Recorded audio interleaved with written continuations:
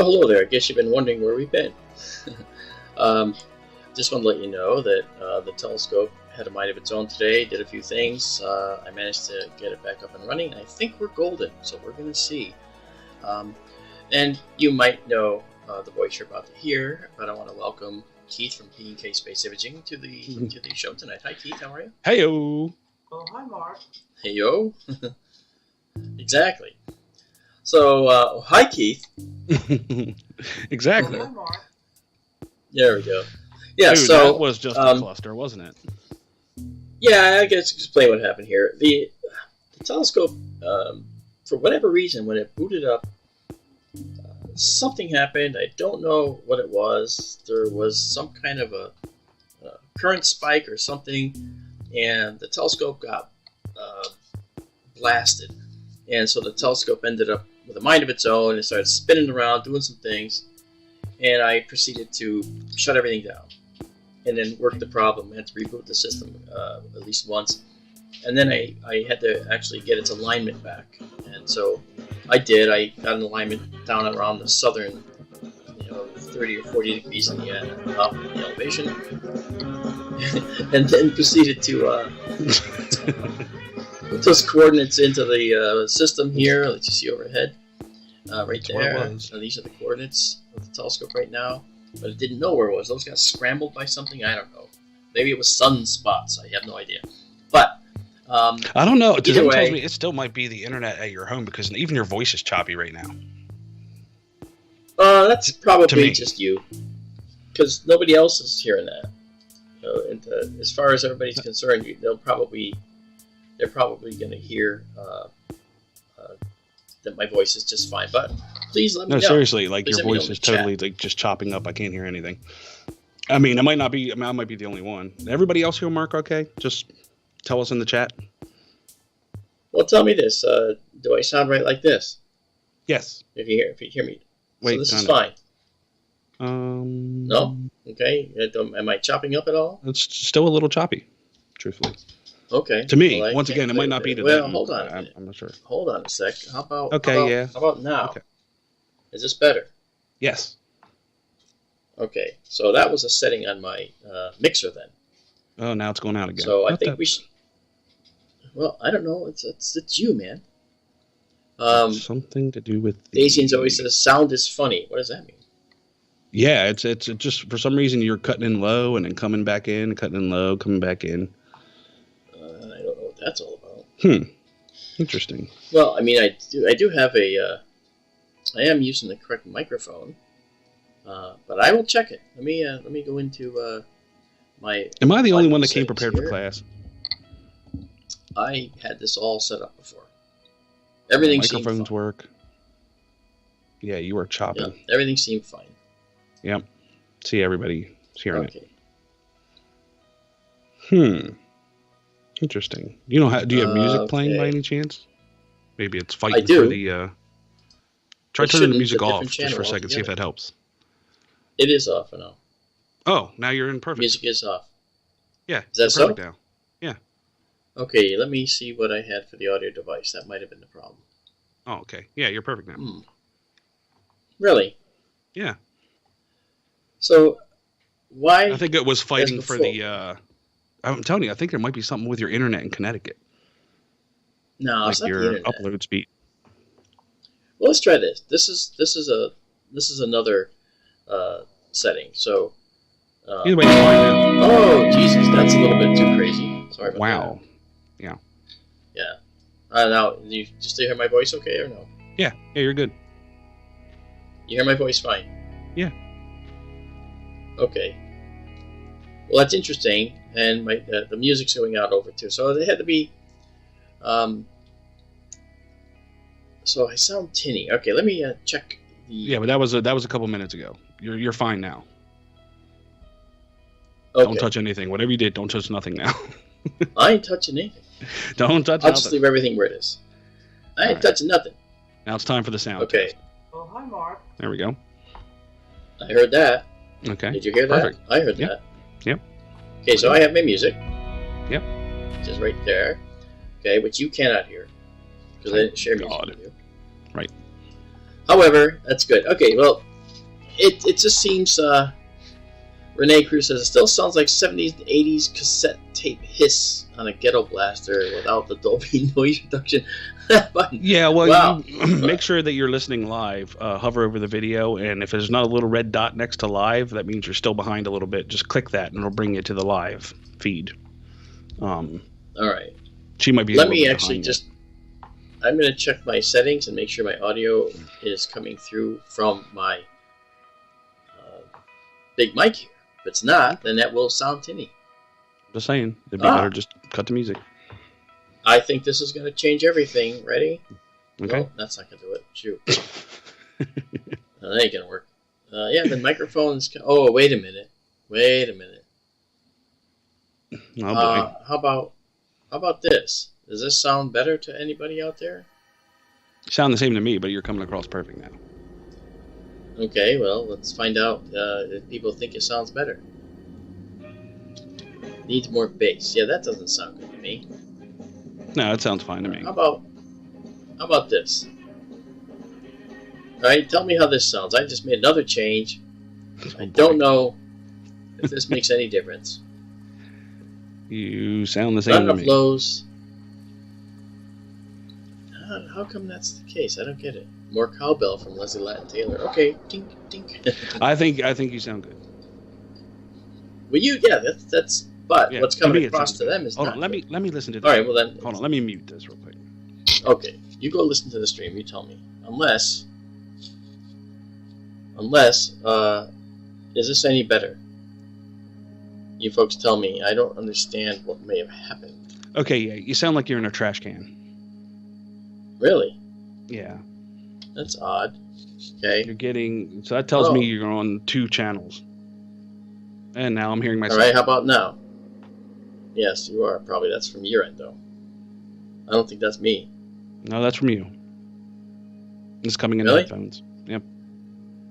Huh. I am on this mic, XPFTP. This is the mic I said in here. Alright, hold on. Okay. Ladies and gentlemen, welcome to the Professional Sky Tour live stream, live on YouTube. Yeah, okay. Well, I did make a couple changes. Yeah. See, XC says, are you on the computer microphone? Is your microphone the one listed as your sound device? Yes, in Skype. But I wonder if in OBS it's not. Right. OBS switched it out on me the other night, and I had to fix it. If it updates or anything like that. Okay. Well, then this changed everything. Okay, so how about now? Okay, hold on. Let me mute this again and check. Oh, wait. Mute this again and check. That's not going to do it. Oh boy. Wrong one. Okay. How about this one? Ready? Let's try again. All right. Let's try this now. Ready? Go. How about this? Does this sound better? OBS was on the a wrong microphones. Okay. Leslie, thank you for all that. That's so nice after all these problems we had tonight. How do we sound? Okay, sounds no difference, better. he says. Way better. Okay, good. so it's an OBS issue. Right. All right, I fixed it. Okay, it was the OBS had the wrong channel up. All right. Dude, I don't know. This whole stream is just meant to tank. You know, I have to play it, dude. I have to play it. You know what this stream is causing? Yeah, go ahead. Emotional damage. Yeah, well, I can't deny that there might be some of that. Yeah, you're good though. From what I hear, it sounds good. Okay. All right. Well, now I'm trying to go back over to the telescope here.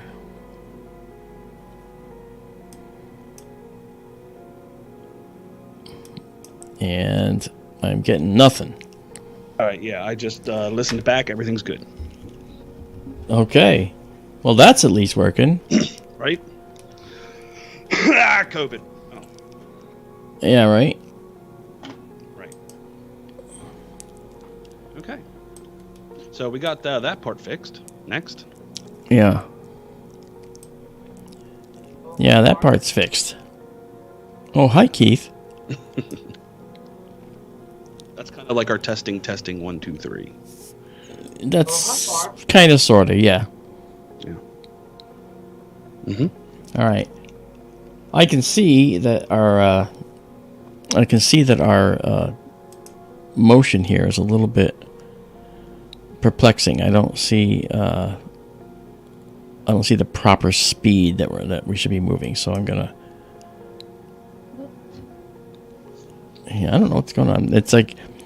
It's almost like we're getting our internet between here and there is got issues because I'm not able to get the internet. Okay, there we go. All right, so now it's working right. Man, do you have any music that's good at like mystery music, like something's wrong? Here's the music right here. Oh, sure. I got tons of music like that. I actually Yeah, took what's it from wrong the with computer this? when we were trying to get this up. Here you go. I'm sure you did.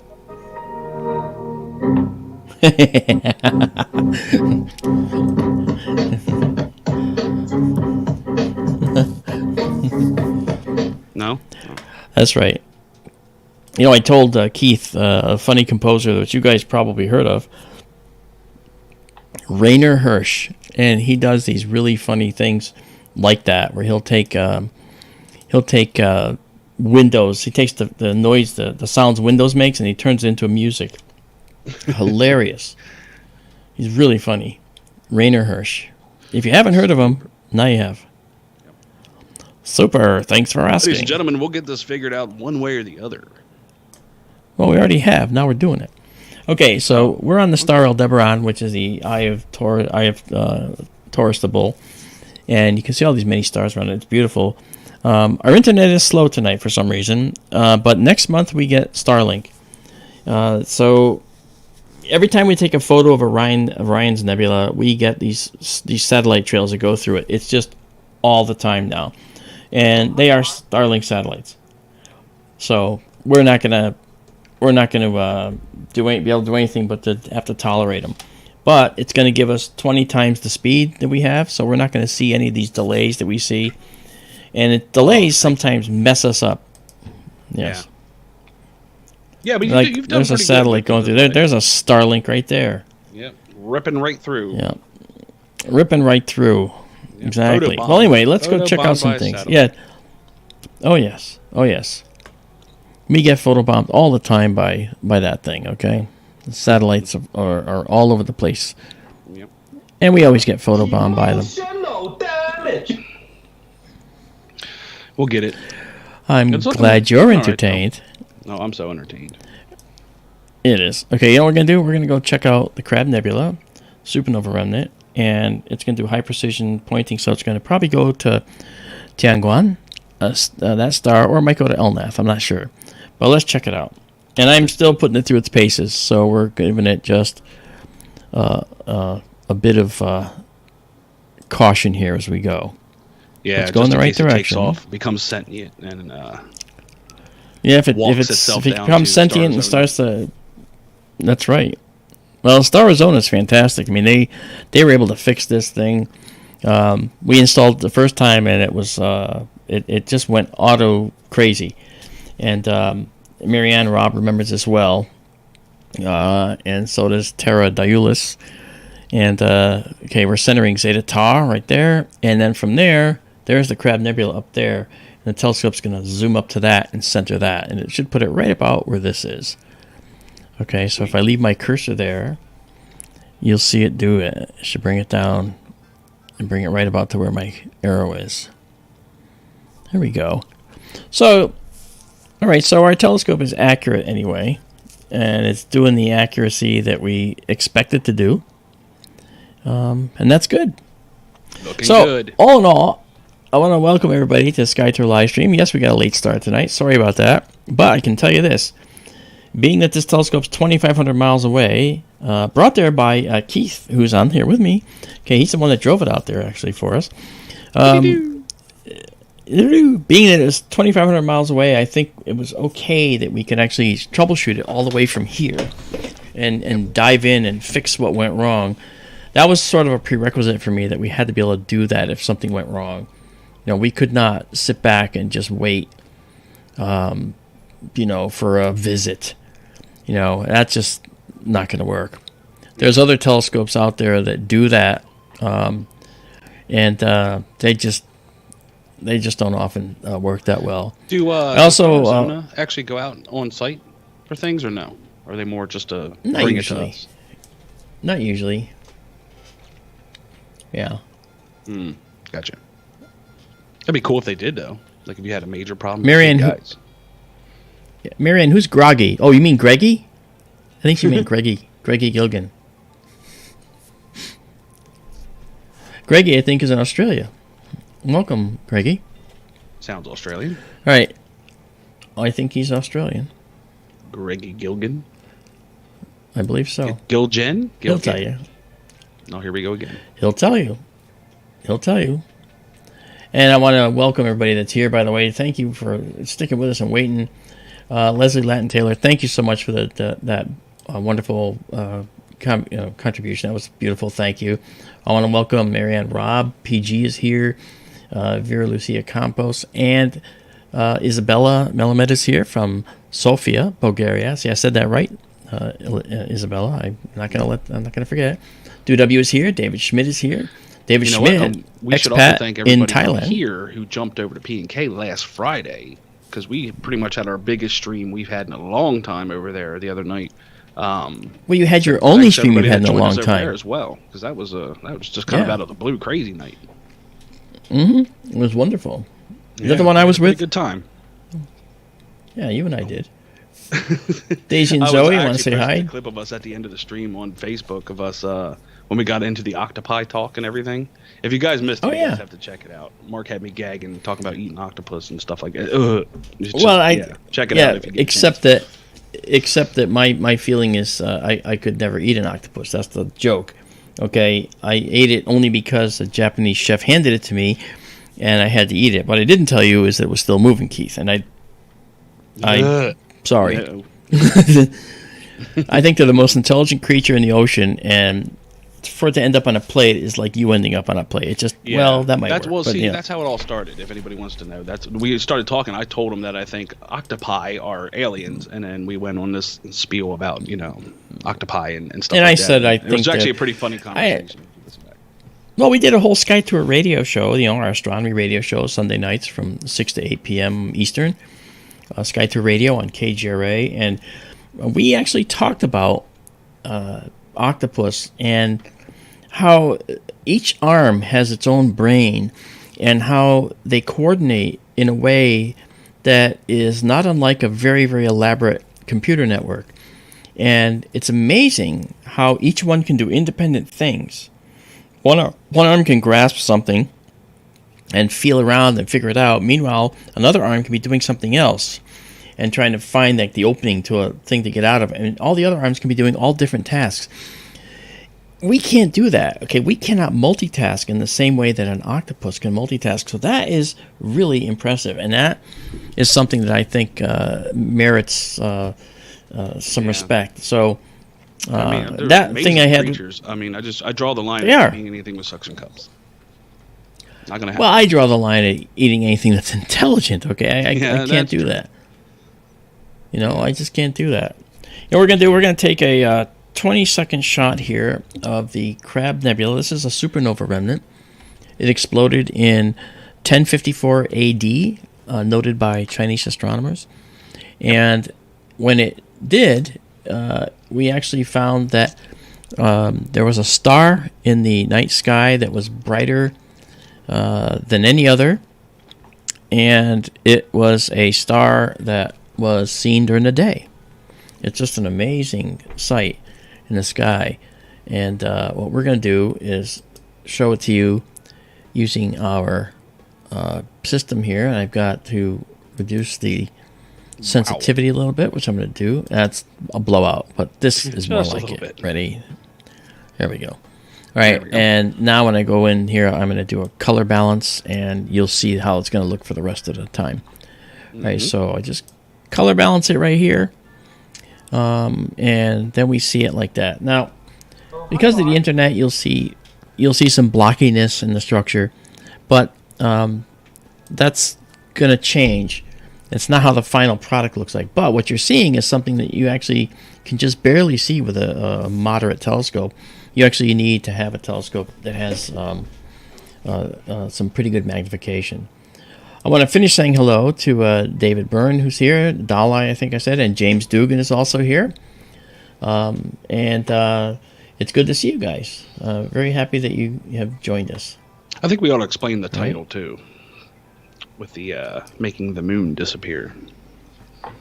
Yeah, I'm actually about to do that when we talk about this. But would you like to? I can do it unless you want to do it. Mm-hmm. Nope. I'm just here. I am Take a shot. Accessory. An accessory. Wow. I'm an accessory. An accessory. OG Skywatch, how's it going? Good to see you. OG Skywatch. Hey now. Yeah. Now, watch this, guys. This is interesting, okay? Because this is a supernova remnant, what you may or may not know about supernova remnants is that they leave behind something.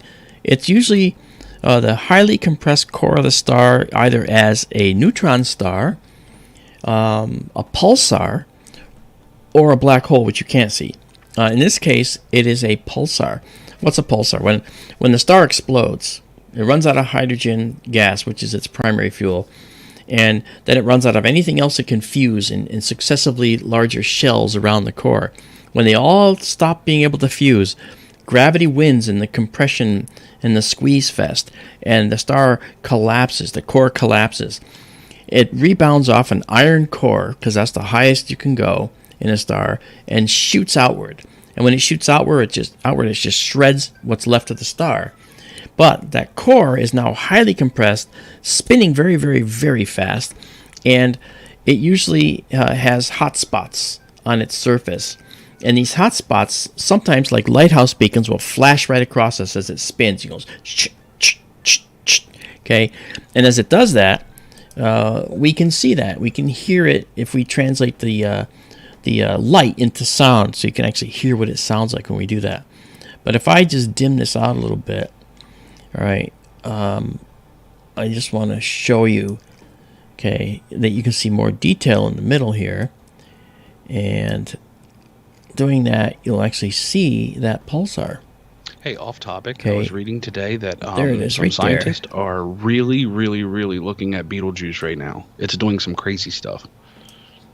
We're going to go look at it in a little while. Okay. Yeah, they're saying that maybe there's a chance that like its brightness maybe. is really what do you call that? Where it gets dim and bright, like it's been really active lately. We call it variability. Yeah. Yep.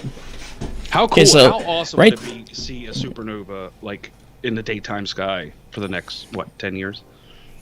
5 years? No, well, a few months. Exactly, 5 years. Yep. Dalai, you're right. These are no, a few months. These gas clouds that you're seeing here, these are the expanding debris of the star, and the colors mean something.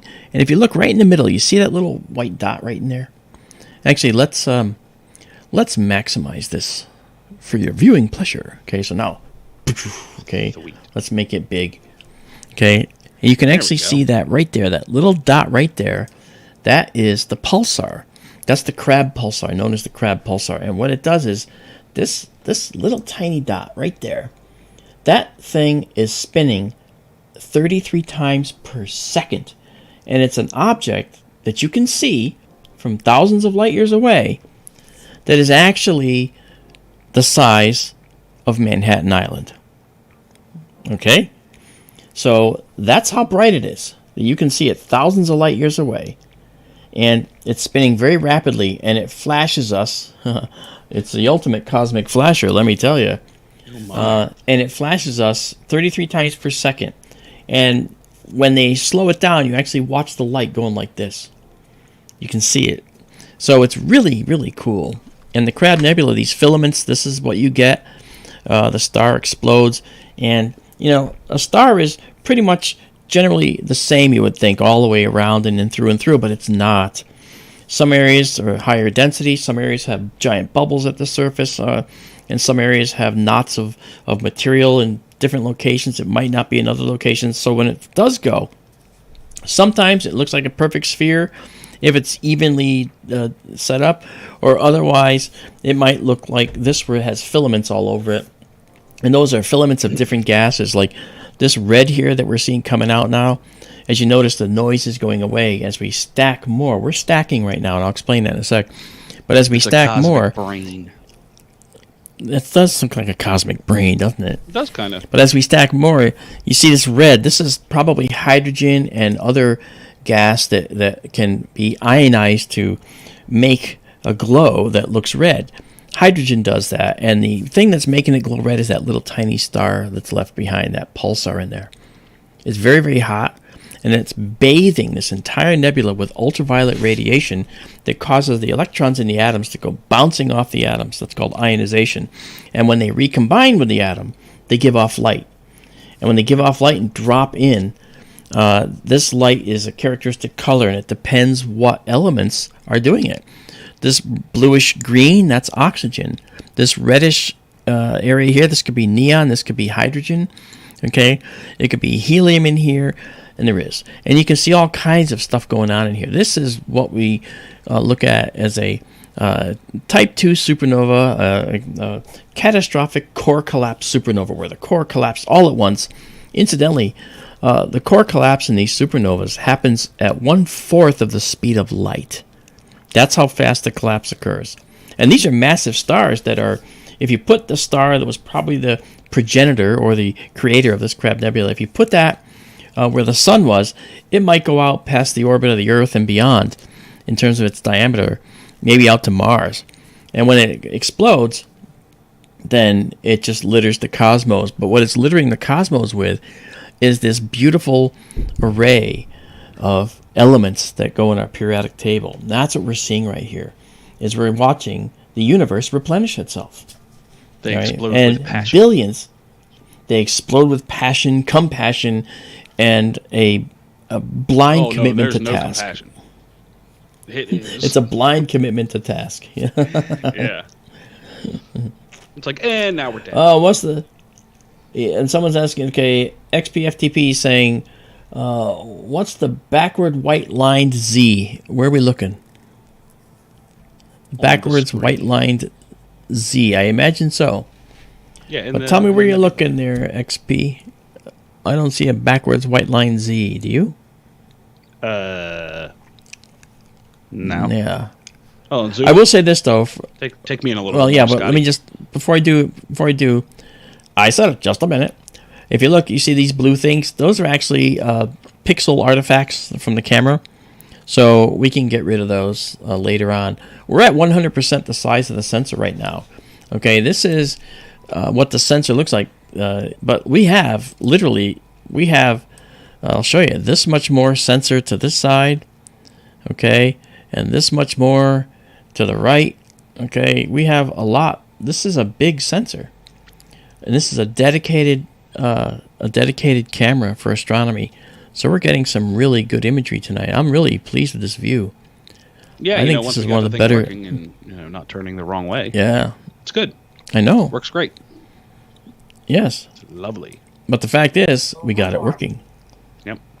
Starts at 3:00. Okay, probably I probably shouldn't have. Are you talking about inside the nebula, XP?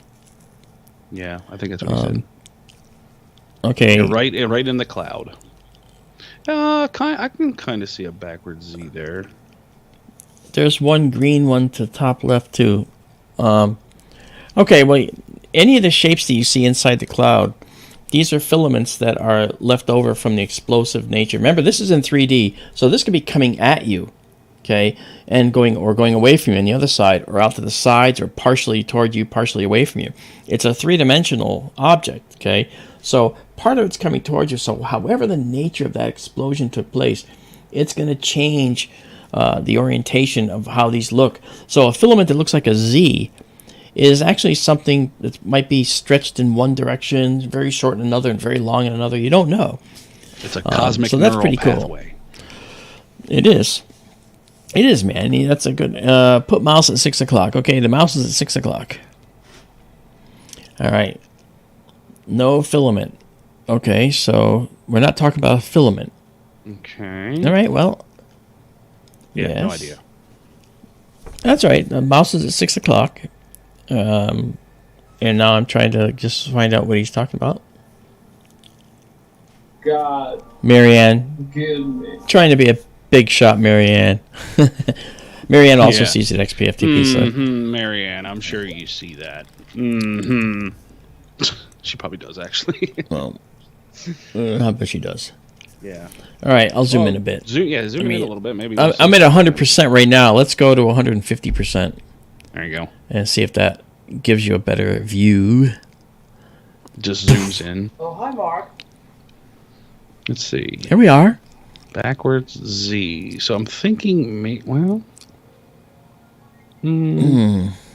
it's not a filament. So is it in the dark cloud area or the translucent cloud area may be seen? What color is it? Yeah, what color is it? Is it? Oh, he said white, so it might be in the center of the cloud. Oh, okay. You know, if so, XP, then what that is that's just one of the expanding areas of the gas that is coming out either toward us or heading away from us. If it's in the center. The pointer. Let's see. Well, he said that before, but I've been moving the pointer, so I don't know where it was. Of course you have. Okay, the star inside the cloud. Okay, the star inside the. Okay, the star inside the cloud. Okay, that's this. I guess. Okay. Yeah. Okay, got that.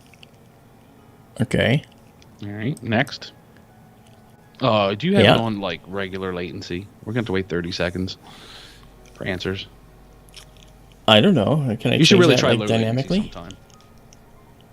That way. Do I have to start the stream like? Do I have to start the stream like that? What's that? Do I have to start the stream that way? Yeah. Yeah. We've been doing it. Well, that's your fault. It's pretty good. It's pretty stable. Okay. All right. Well, I'm gonna see what my latency is. Okay. It's probably like 30 seconds if it's on normal. Well, let's find out. It is. Oh, hi, Is it Mark. going to be on this? It's not going to It would be in stream setting. It's probably in your settings. Probably. Yes. Yeah. You're Stream on normal latency. Yep. Okay. All right. Yep. So for next time. Yep. Okay. Okay. You got the computer power and the internet to do it, so you'll be fine. I do. This is gorgeous, guys. This is really, again, my hat's off to Star Arizona for this system here that you're going to see come up on the screen. This is a temperature-based focus system, and as you just saw it change from 48,377 to 48,378, it's actually refocusing the telescope based on temperature, because as the temperature shifts, so too does your focus. So this is a very sensitive focus. We have tens of thousands of focus points, and you can see this is really doing well. I mean, to be 150% of magnification on this sensor and to see this is really astonishing. This is a great camera. Okay. You can see stars, little stars within. It's a star inside around the 4 o'clock area. That's this star around the 4 o'clock area, now. right? It's actually the translucent part above the 4 o'clock star in the cloud. It looks like a backward Z. This here? No, up a little bit, up. No, stop circling. Go up. Okay, to the right. See that star over there? Okay, right above that star. See that empty spot right the here? cursor's in right now? Yes. I think that's where they're talking. Okay, well, if you're talking about that just happens to, again, you're seeing it in 3D. So this could be something heading away from us, coming toward us. This could be a void where there's less material behind this. This could be something that's occluding it or blocking it. I mean, there is actually, I think, a 3D analysis that shows a 3D representation of what the Crab Nebula looks like. Dalai, this is the pulsar. This tiny white dot right there, that's a star, a neutron star the size of Manhattan that actually has a... Okay, XP says no. Okay. Oh, well. We tried. So Dalai, that pulsar is that compressed core left behind, and it's only the size of Manhattan Island, so you can imagine how bright it is. to be able to be seen from thousands of light years away. All right, a lot of radiation. Oh, thanks, Bonnie. Bonnie's here on Ahata 77. I forgot to say hi to you. And Keisha Fowler, I forgot to say hi to you too. I'm sorry. Keisha Fowler. And Leslie says, yeah, that's it. So XP says, no, that's not it. You know what? Oh, you guys can agree to disagree, but this is a beautiful photo. We're gonna capture this and maintain it. Let me show you the size that this would be on the field of view. Okay, this is how big our field of view is right here coming up. That's how big. All right. Now, let me give you an idea. I'm gonna go get some cheese. Okay, I'm in the mood for some cheese. Well, go get some. Go ahead, get some dairy, cheesy comestibles. Yes, okay. Yummy. So, our screen here is 2 degrees across and 1.5 degrees tall. What's that mean? It means that this second circle in here is about the size of the full moon. We're actually this one right here. We're about 4 full moons across and 3 full moons tall in this field of view.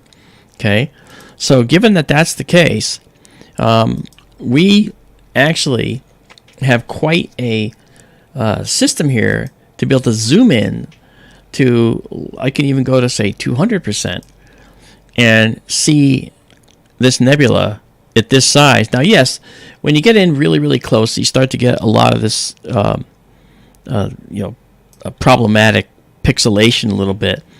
But here, it actually just sort of kind of looks just a little blurry. It doesn't look like it's pixelated, but that's kind of neat, you know. This is a really neat little filament right here. This is, keep in mind that as this is expanding into the interstellar medium, the star that created this supernova created a cavity around itself, an area that was relatively devoid of dust and gas. It kind of swept that area clear with its powerful stellar winds. And then when it blew up, that material just went out into that cavity it created and just kept going out. But then it hit the interstellar medium at the limit of that outer area. And when it did, it's like a snowplow hitting a snowbank. It just slows right down. And in the case of a snowplow hitting hitting a bank, the snow is going to melt where it hits the plow because of the friction. And the same thing happens here. When the gas that's moving outward, it's already very hot from the pulsar, hits the interstellar medium, it slows down rapidly, and that kinetic energy, that energy of motion, is transferred into heat, and it heats up that gas even more. And so we get all kinds of strange effects. We'll get some hot spot areas, like these little ribbons of hot stuff here and here. These nebulae, these things here might be glowing for not just the reasons of the pulsar, but for reasons of being it's colliding with the interstellar medium. There's so much that could be going on here, and I've not specified which is which because I haven't read the paper about this yet. But keep in mind that this is one of the most famous nebulae. We've been viewing it for over 100 years at least, and in so doing, we've actually watched it move. We've seen it expanding outward. And so about 100 years ago, it was only about this big. Okay? And then it's just expanded even more, and we've seen it expand over 100 years. Really, really cool. You know? So that's the Crab Nebula. And this is coming out beautifully. This is a gorgeous image. So what I'm going to do, and I'm sorry, XP, that I couldn't see what you're saying. You know, we'd have to have you on the stream with us to actually, we'd be happy to do that. We're actually going to bring people on with us in the coming months and let you drive, basically. Okay? I know that's dangerous without a license, but we're going to let you drive. Even if I'm driving the car, I'll let you tell us where to go. And if you don't know where to go, we'll suggest some things, and you can hang with us and have fun. All right. So this is a really well-focused, pretty shot. So I'm going to go into my stack here and explain that in a sec, as I mentioned I would. All right. So these images, we're taking more than one image here. All right. If we come back to this for a moment, you'll see that our images are 20-second images. See? This is the camera control section here. This is the most important field right here, the length of the exposure. The second most important thing is the gain. The gain is like the sensitivity. 350 gain is like an ISO rating on a camera. The ISO is the sensitivity of the camera sensor, and in you know how you have camera sensors of 200, 400, 800, 1600 ISO. Well, at this point with 350, we're probably around 25,000 ISO, maybe higher. And in those systems, you get a lot of noise, speckles in the image. But when you do this, when you take the images and stack them, those speckles get averaged away. Okay? So what we've done is we take these 20-second exposure, then we take the next one, and we align them together, make them match perfectly, and then stack them. And we just keep creating a sandwich for as many as we want to go. And so far we've done 63 stacked images, if you notice down here. That's how long we've been talking about this. So what I'll do is, there it is, says images, okay, it says we've gone for 21 minutes and 20 seconds total time, 64 images. So we're going to pause this at 64 images, and we're going to say save. And what that does is it makes a green line up there, and it says it's saving it in an astronomical file format called FITS, F-I-T-S. And then I'm going to save it exactly as you see it here, so you can take this exact picture and go enjoy it. You saw how big it is, and then you can put it on your desktop background. It's all free. And you might say, well, where is that? It's at our free server site. Our free server is located at a link that hopefully one of you can put in. If Izabela is still here with us, maybe you can put it in, Izabela. And it's a site where you can find by date all of our imagery. And the best part is that our imagery, like I said, it's all free. We don't want or require anything. We just want you to enjoy it. Okay, so I'll just give you a little bit of an example here. Let me get out of this for a second. Let me do this here. All right. So I want to show you what I'm talking about. So our free server is a OneDrive server that you can go check out. And it has every image we've taken in SkyTour Livestream West since we began. So I think you should really be able to check that out. All right. So here we go. So I'm going to show you that right now. Okay, this is going to be a little bit brighter, so be ready. If you're looking at this on a big screen, it's going to be pretty bright. All right, so there we go. There we go. Keith's back. So here, okay, you see our, this is the directory you go into. You go into, when you get in there, you go into this directory, SharpCap Imagery, okay? And right now, tonight, 1:20, if you look down here, well, you can't see the date. It's 1:20, but look, we already have a directory made up on the server, and all of our images get shipped off to this server. Now, there might not be anything here yet, but they're on the way up there, and they're being sent up. So I'll give you an example. On the 19th, I did a private stream, and I did a few things. So let's see. Okay, I label them too. So you come in, and you'll see a stack here. This is the FITS file I told you about. And then you see a process directory. That's what you see with your eyes. So here, for example, is a Crab Nebula from yesterday when I just did it real quick. So this is what I did, and I was just doing it quickly. There were clouds around, and I just wanted to mess around and play. But look at this beautiful detail. So this is an example of the crab that you can take and use and enjoy, and that's one of many, many, many things that we do. Okay. This here, this is the Monkey Head Nebula that I took yesterday. Remember, the full moon was out. I was doing a test with the full moon. This is a full moon shot of a very faint nebula. How about that? Okay, that glow is a little bit of glow because we're actually facing the full moon. Right. The full moon was in the field of view almost. So, but you get the idea. So that's what we do, and that's where they end up. And that live server, hopefully I can put that up if Izabela didn't do it. I didn't see if she did it. Did you see if she did it, Keith? Keith is here. Oh, no, I didn't see her. She did. She's here right now. She's probably busy. Nope, she did. She put it in. It's up there. Did she? Okay. Yeah, she did. Thank you, Izabela. Thank you so Yep. much. Yeah. Okay, so Izabela's we a rock saved star. it, and that's right. And now we're going to clear this out, and we cleared the stack. And now what we're going to do is we're going to end this live stack on this object and come back to a 1 second exposure so we can go traveling around and see what we're looking at.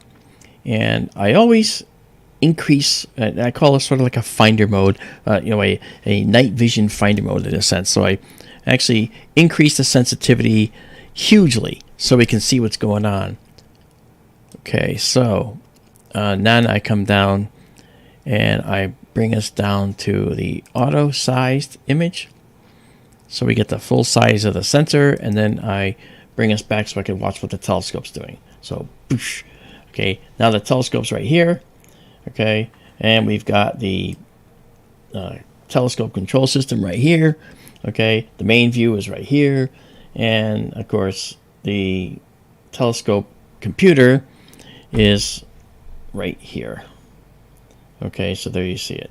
All right, now we also have a planetarium system that we have integrated with this, and this allows us to see everything and look at where we are and so forth. It's just a really pretty way of looking at the night sky. It's really nice.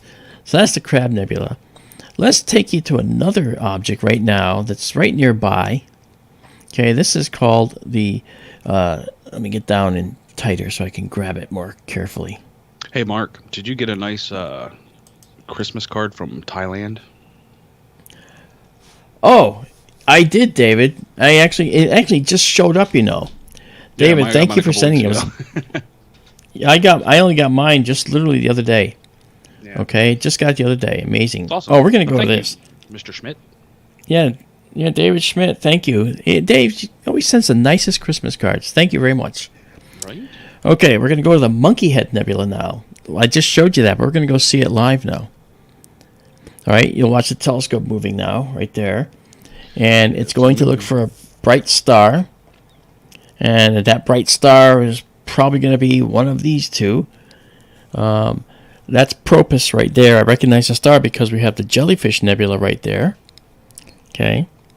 And that's another one that's going to center us on Propus. Okay.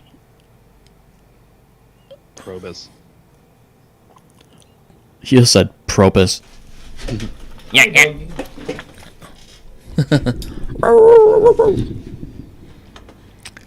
Yeah. Do you realize how hard it is not to hit the button with the tortoises? I'm just throwing it out there. I recognize that, and I suspect you probably shouldn't. Yeah. Yeah. Now, here's something funny. Okay. Watch this telescope icon, right? It's centering up on the Monkey Head Nebula, right? And if we go look, you'll notice that the Monkey Head Nebula is not here. That's because I found an error in either this program or in the computer system that's connected inside the telescope. So what I'm going to do is just move us to this. It's just a matter of shifting a little bit toward the west. And you'll see that little plus sign moving more toward the Monkey Head Nebula. Okay. And then as I move over, you see, because I've been doing so much of this, I find the errors in the system. Okay, so right now, we should see it in here. There it is. That's the Monkey Head Nebula. Tell which one it is. That way, if it is Stellarium, you can contact them and say, hey, it's off. Yeah, well, actually, yeah, that's correct. And what it is it could be an error in a variety of locations. It could be in the database in the telescope. It could be in the Stellarium database. But it's really simple, okay? Because if we bring it into the center right here, okay, right now it says that our coordinates are 6 hours, 7 minutes, 9 seconds. And our declination is 20 degrees, 43 minutes, 33 seconds. Now, I'll explain what that means in a second.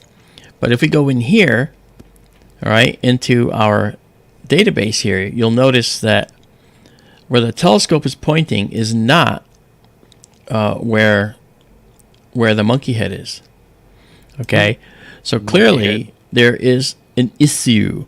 So I'm going to tell the telescope, I could tell the planetarium program to realign itself right now. I just did it, and you'll see that plus sign now move into the middle.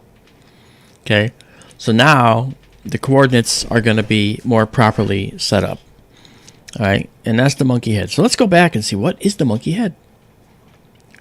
All right, well, there it is. And now what we'll do, if you look there, you can see the telescope is aiming. And this edge right here, this is the eastern edge of the roof of the telescope building. Of the what? Okay. Telescope building. Yes. That's right. The ceiling. Okay. It does kind of look like a monkey head, like a Curious George kind of thing, huh? Yeah. That's right. So here's what I'm going to do. I'm going to... Stellarium. Why does it look turned? I don't know, just the way it was taken. We're going to do a 25-second shot of this. I've taken photos of this of like over a minute, and it's stunning. But I'm not going to make you sit through a minute, man. Why not? You've been waiting to get going all this time. All right, so what I'm going to do is I'm going to take off right here. I'm going to take off my hyper process and go right into a live stack. So it's going to look like it's dimmer. All right, but we're going into the live stack now. And in this live stack, we're now taking a singular image that we can then add to. All right, and that's what this is going to be. All right, and now that we're doing this, I'm going to there we are. I'm going to add in some other text to show you where we are. Okay, so there we go. So that's the monkey head. Okay, it looks beautiful. We're taking another picture here. This green bar is advancing, and the more photos we take, the less noise you're going to see in here. It's going to be beautiful. So we're going to close in now a little bit more. Let's go. Hold on a second. I'm looking at the photo that. Okay, I don't want to say his name XP over here, but what was his name in chat here? XPFTP. XPFTP. I'm looking at that image on Facebook that you put up. Come on. I don't even know how you saw that. Like, I see now that you highlighted it and everything, like how you saw it, but I would have never caught that ever. I just don't know. I don't think, because the 4 o'clock star that you were pointing at is actually one of the corners of the bottom of the Z. So yeah, just so you know. Yeah, I'm not sure. I would have never saw it anyway. But good catch. As long as you saw it. Yeah. Yeah. Okay.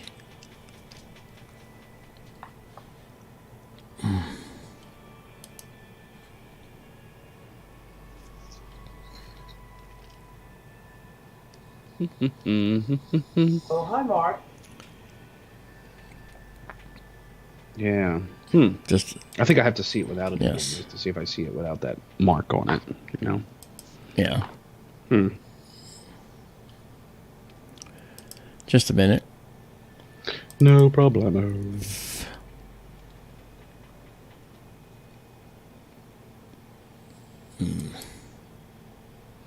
And hello to Daga.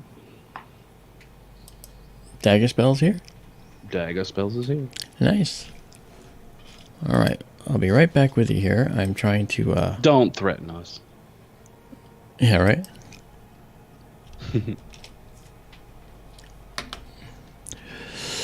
My princess. Just a minute, guys. I'll have the screen back in a second. All right. Where are we? Oh, wait. Aha.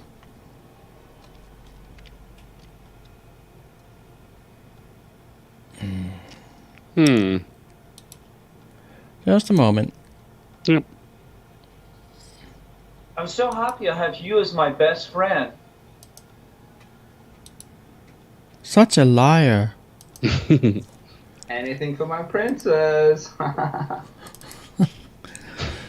You should tell people a little bit more about that movie. Nah. Keep them in suspense. Okay. Only the worst, best movie ever made. The worst, best movie ever. Yeah, that's exactly. That's the exactly best, what it movie is. Ever made. Yeah. Yeah. Yep. Yep. Mm-hmm. Yep. Yep. Yep. Just watching it. That's right. Mm-hmm. Emotional damage. Ay, ay, ay. What are you doing? Would you disconnect accidentally? It disconnected me, so I'm just trying to bring it back. I told you here, there was figure out what internet happened. problem somewhere. Yeah, I'm just figuring out why it did it. Okay, that's fine there. Okay, so now we should be able to bring it back. You should be able to do. And everything will be the same. The telescope should be in the same place. Okay. Yep. Here we go. Apart, Lisa.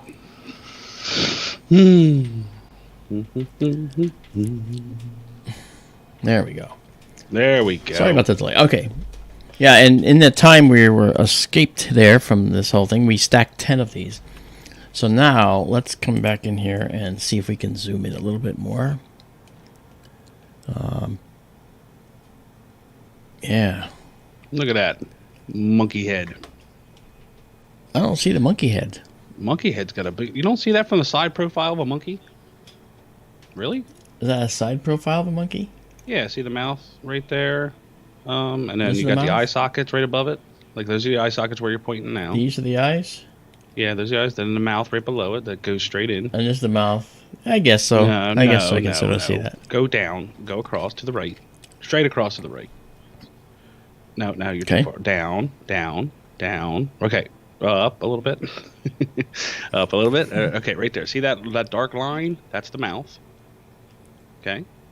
And then right above that, if you go right up, then you got the two eye sockets right above it. Oh, so this is sort of like the muzzle Yeah. right here, Yeah, and then the monkey's huge brain. and this is one of the eye sockets. Correct. And the one to the right is an eye socket. To the right. You're on Is the this right. an eye socket Jesus. and an eye socket. No. Eye socket there. Eye socket there. Yes. There's no eye socket here. It is an eye socket. Stop it. Stop with the pareidolia. What?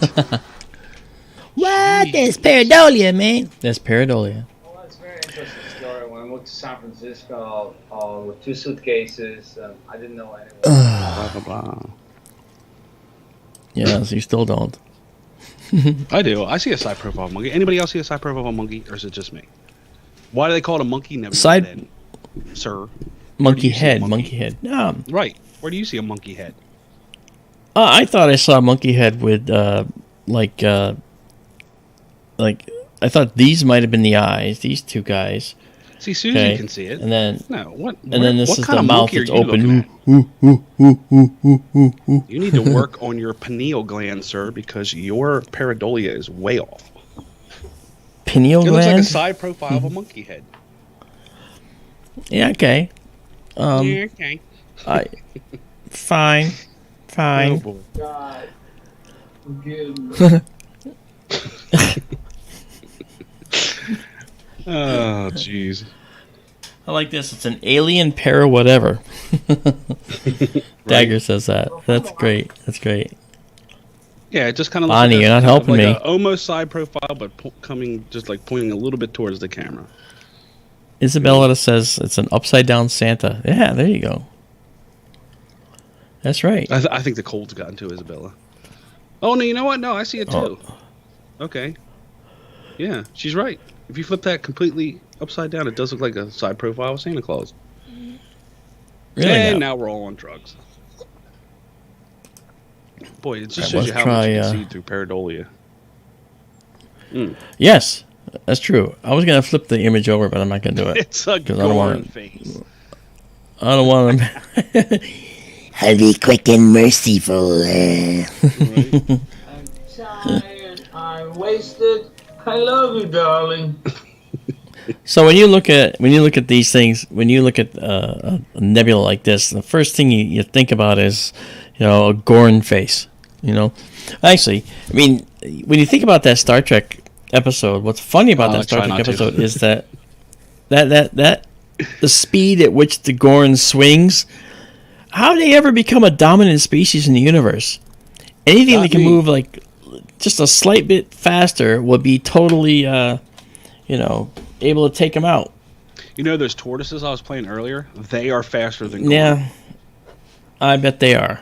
Yeah. I bet they are.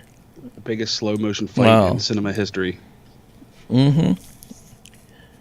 Well, the biggest tortoises are the Galapagos tortoise. Those guys are 1,000 pounds. Seriously, you don't see the side profile of a monkey? Or really? I don't care. No, I do. I don't. You're an astronomer. You're supposed to see the side profile monkey. I look at the objects and then I don't look for the objects that they are. It's actually easier to see when you're zoomed out a little bit. From this close, it kind of doesn't. It just looks like a monkey mental patient. But if it's out a little bit further, let's go right. Let's go do that. Let's do that. Yeah, with a huge brain, exactly. Yep. Oh, the ugly fire in the sky alien. Yeah, it does kind of look like that alien, doesn't it? Huh. Interesting. So you see something here? I see it better, like with it zoomed out. Yeah. Okay. You don't? I don't. Jeez. I've seen the monkey a few different ways, but but again, these aren't this. What I call this is not generally the Monkey Head Nebula, but it's a cool name that is given. It's a colloquial name given. It's actually NGC 2174, new general catalog item 2174. That's boring. So I like the colloquial names. Really really cool. There's another one which we can't see right now. Yeah, it's a squished monkey profile with a huge forehead. Exactly. Thank you, A.R. Lemieux. A.R. Lemieux, how you doing? And I gotta welcome you, Dagger, Susie Q, and A.R. Lemieux. Welcome. I didn't say hello to you tonight. I apologize. Live from the Monkey Head Nebula.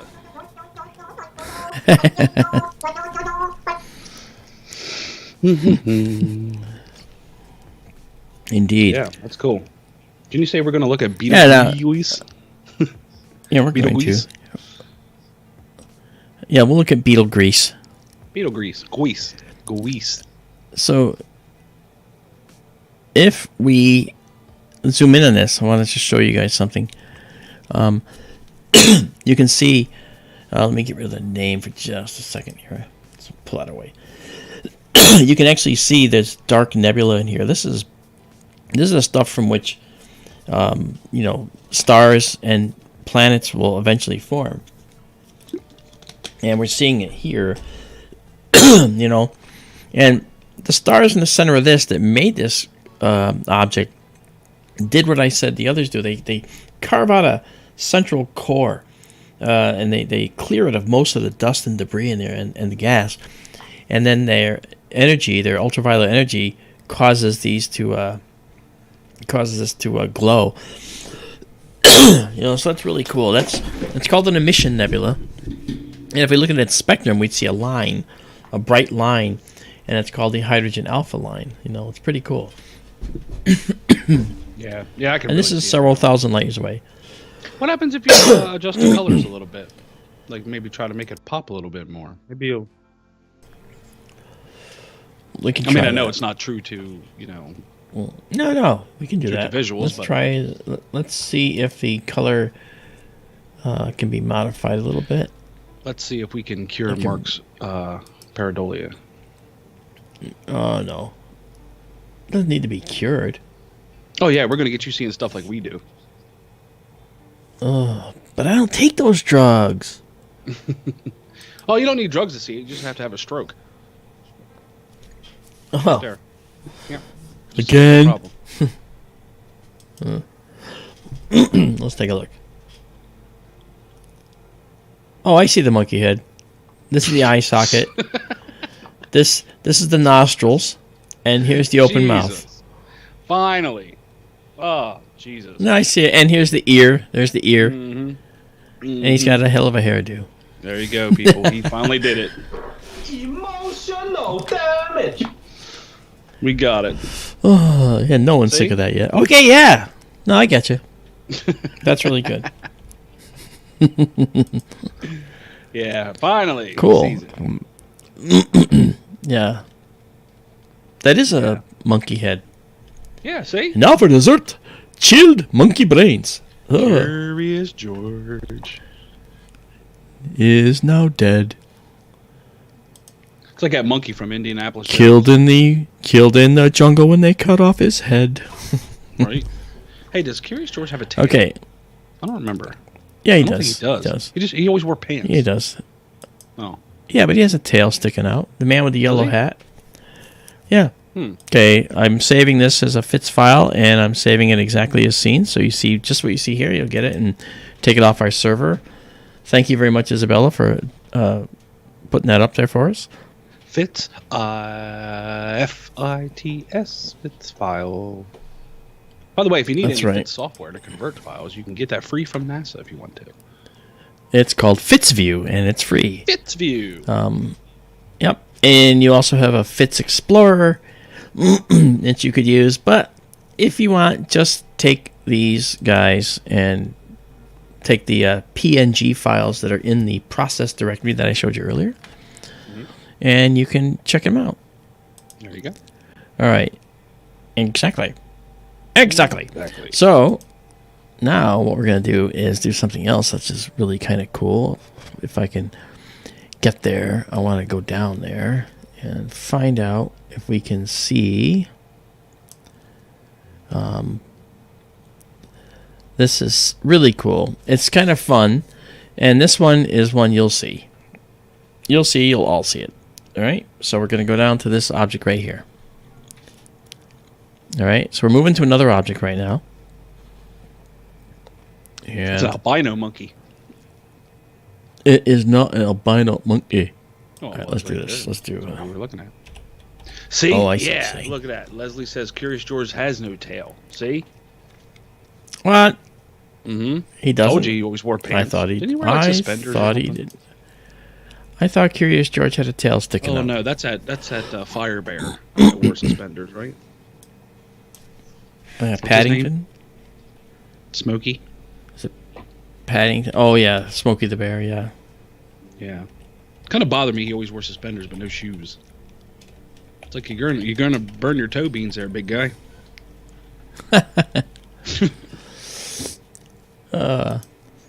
This is known as the 37 cluster.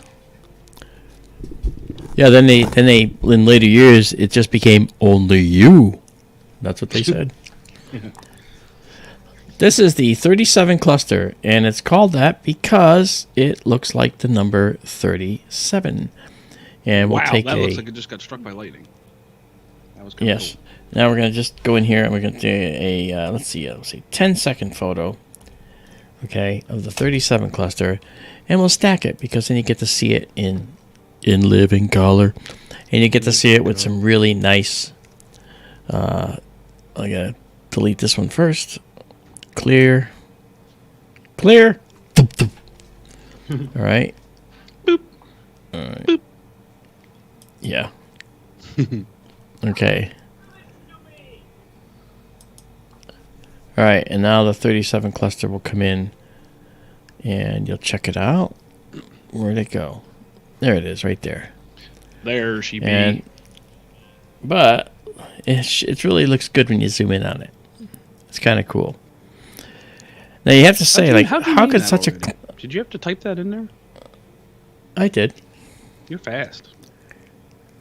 I type everything in. I got a little lower thirds app that I use to do this, and that helps me type in all the stuff. That's kind of cool. Yeah, and it's a nice little animated thing. So away it goes, and in it goes. Neat. That looks like a. So yeah, so there's the 37 right there. You can't miss it. There's the 3, and it actually looks very well proportioned, like the standard 3. And then here's the 7. Okay, not bad. Yeah, you know what that looks like? It looks like a 37. Yeah, 37, but like you know the sky drones, and it looks like a J off to the left of it, like J37. Oh yeah, I see that. J down. Yeah, right here. Yeah. Ladies and gentlemen, we have found the Jesus coordinates, J37. You hit my battleship. You hit my battleship. It reminds me of a song from 1942. That's the Casey Kasem impression that you're doing. The Casey Kasem impression. Here in the countdown, the top 40 countdown. We were talking about Smokey the Bear, and that reminds me of a song from 1974. Okay. We're only doing 5 stacked here because this is just a cool cluster, and you don't need to stack too many star cluster images to see it. So we'll stack it, save it, move along, move along. This is nothing to see here but a 37, except that'll be something to see. Out in the cosmos, nobody wants to talk about the J37 sitting in the middle of space. Infowars.com, PrisonPlanet.tv. He got kicked off TV. I know. It's so great. How did it happen? I don't know. I wonder if there is... Oh, please let there be an Alex Jones soundboard.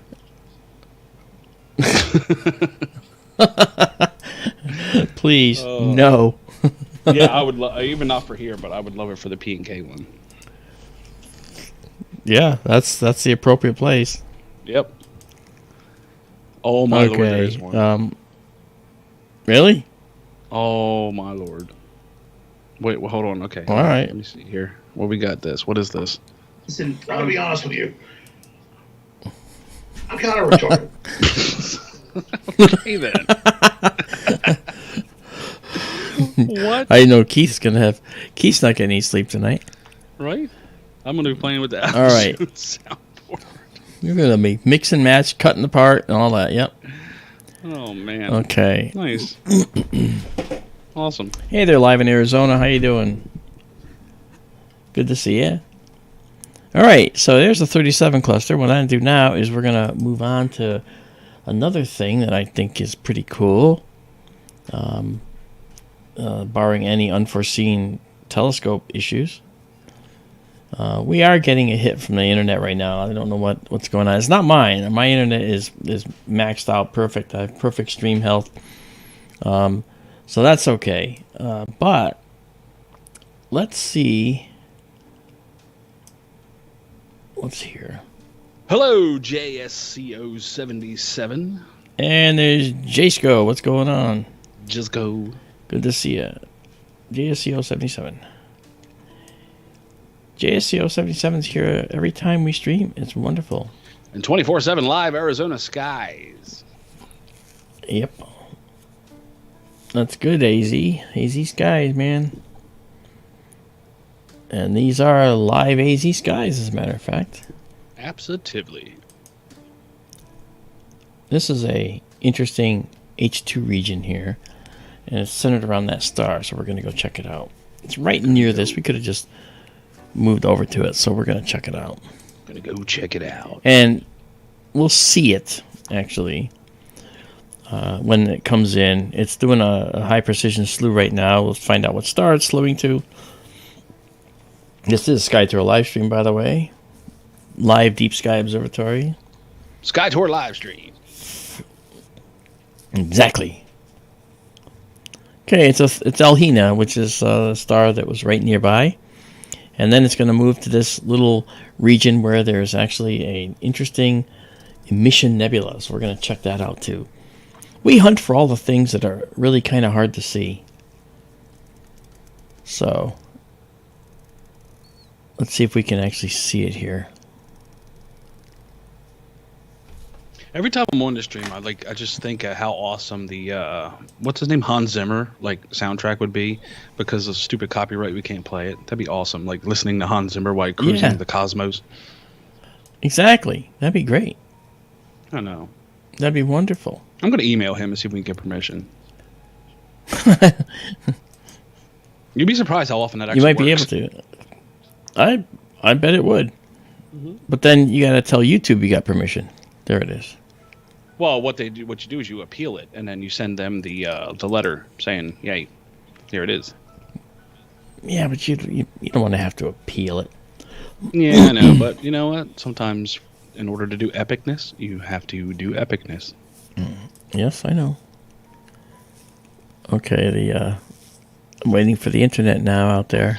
Or you can just send the Alex Jones clip to YouTube when they copyright flag you. Yeah, well, we can do that too. Like, excuse me, YouTube. I'll be honest with you. Reconnecting to the remote machine again. Yep. I don't know why we keep losing our internet out there. Hans Zimmer. What's the other guy that did Interstellar? Is that Hans Zimmer? That might be. Yeah. It was. Who am I thinking of? The Yeah, there's an internet. Well, then again, you do have that big snowstorm that came across the Midwest. Yeah, that's true. It might be messing up stuff since you're landline. Do you know what I mean? Yeah. Maybe there's a what do you know what internet it is out there?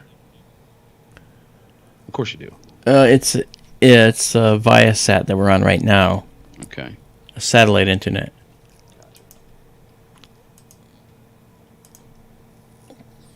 All right, so we're trying to reconnect out there. Okay, the computer cannot be disconnected for Viasat just to see. Yeah, I don't think that's going to show us anything. This happened the other night too, and what happens is Albuquerque, Chicago, of course, like always. Of course. Let's see here.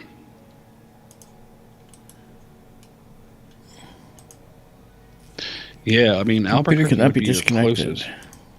And that would probably be on your way out, but you would probably get I don't know.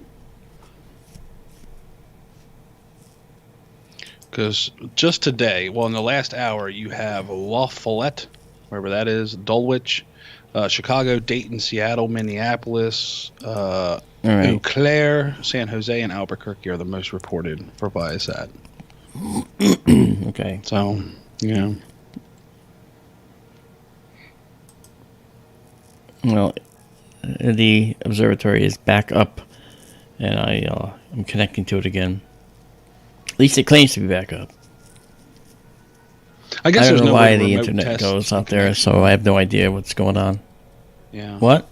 There's no way to remote test the connection, like the speed connection. Well, the speed is, we know what the speed is. The speed is going to be between 2 and 3 megabits per second upload. It's really bad. Right. Okay. But, that said, even though it's really bad, what we do have, here's the nebula we're trying to get. Even though it's really bad, it's actually fast enough for what we're doing, which is kind of interesting. You know? Just fast enough.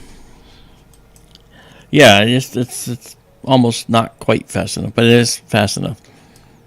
So that said, we will be a lot faster with Starlink, man. Oh. United States internet system is so just stupid.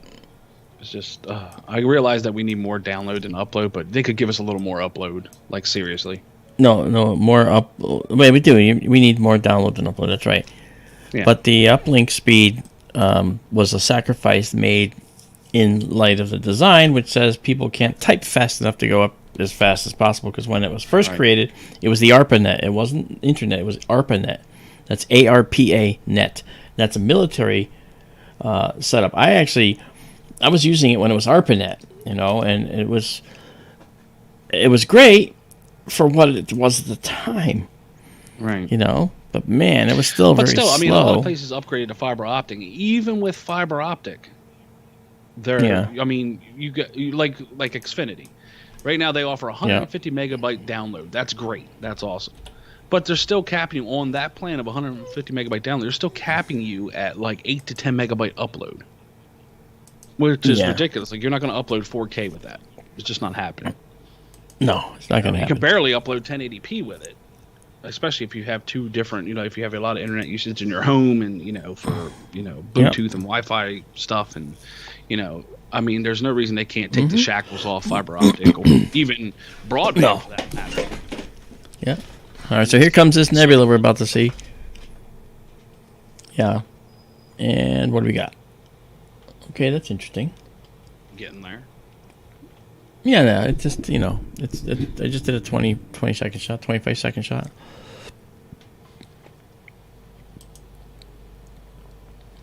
Yeah, let's... By the way, Wisconsin sharp cheese, magnifique. Oh, yeah, no doubt. No doubt. Smells like feet, but it's delicious. Okay, that wasn't needed. It just, it's true. It is. I mean, you know a cheese is good when it smells like the Hudson at high noon in the middle of July. You know what I mean? And you're like, wow, this is going to be some good cheese. Mm-hmm. French fries. Without a doubt. Without a doubt. Without a doubt.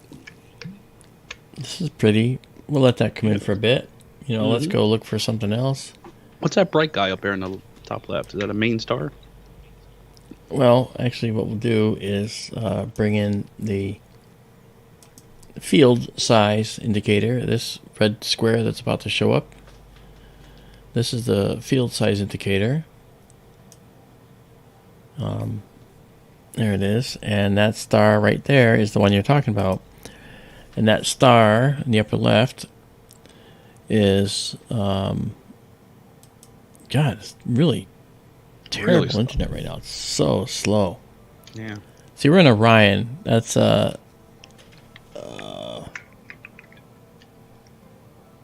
69 Orion. That's the name of the star. So, by the way, just in case anybody's internet is lagging, make sure you hover over the video, and if there's not a red dot next to live, click the word live. It'll bring you current. Sometimes YouTube lags behind depending on your internet speed. Just to help you out. It brings you to the most current output that Mark is pumping out. So whatever I can do, the fastest I can get. Right. All right. So we're just checking this out. See what this little nebula looks like now. Man, it's been like a 1 second delay, and now we're like 3 second delays. I'm telling you, it has something to do with weather. It's got to. No, I think it has to do with the bandwidth being used at the other end. There's probably a lot of bandwidth being used right now at the other end. Yeah, so, but it's no more than what you normally use. Or are you talking about the property that it's on? On the property that it's on, the bandwidth is probably under heavy load right now. Oh, okay. Yeah, well, it is what? 8:30 out there? 7:30? Yeah.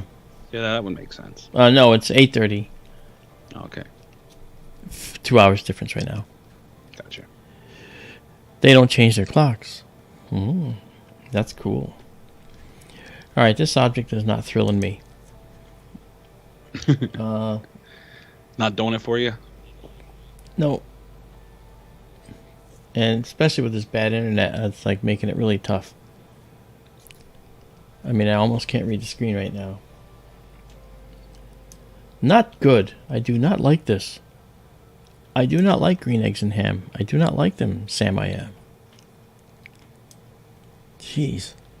Yeah, that's that green eggs and spam, right? Green eggs and ham. Yeah.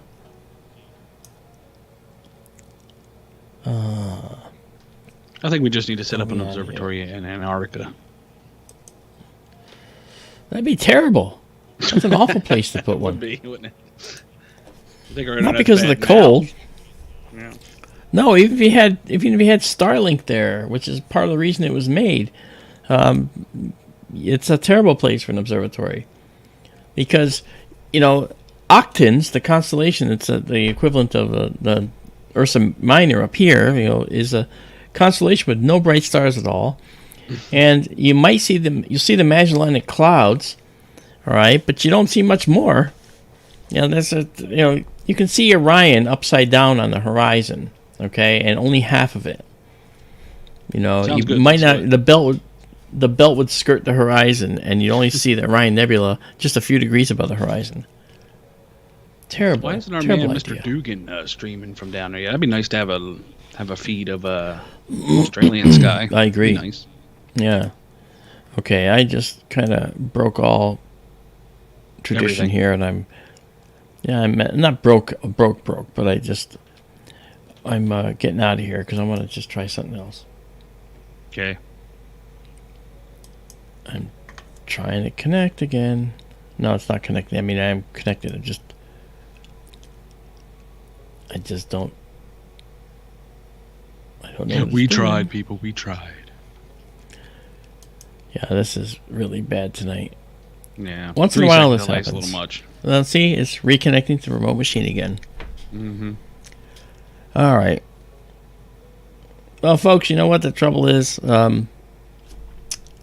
It's under load out there. Can't help you with this tonight. So this was a fun stream for what we got done, but I'm afraid we're going to just call it because this is not behaving. But we will be back tomorrow and see what we can do. So I apologize for that. Yeah, the internet is just bleh. Yeah, the internet is killing us. So thank you for coming. And I'm sorry we gotta call it, but you know what? Pretend clouds came in because that happens too sometimes. But thank you guys for coming, and we'll check you out probably tomorrow. Probably tomorrow. Yeah, probably tomorrow. Probably tomorrow. So we'll see you guys, and again, sorry for this. This is crazy. You know, I just prefer it just doesn't happen, but I'm sorry. Yeah. Anyway, it happens. we'll see you later. We'll see you later, and we'll talk soon.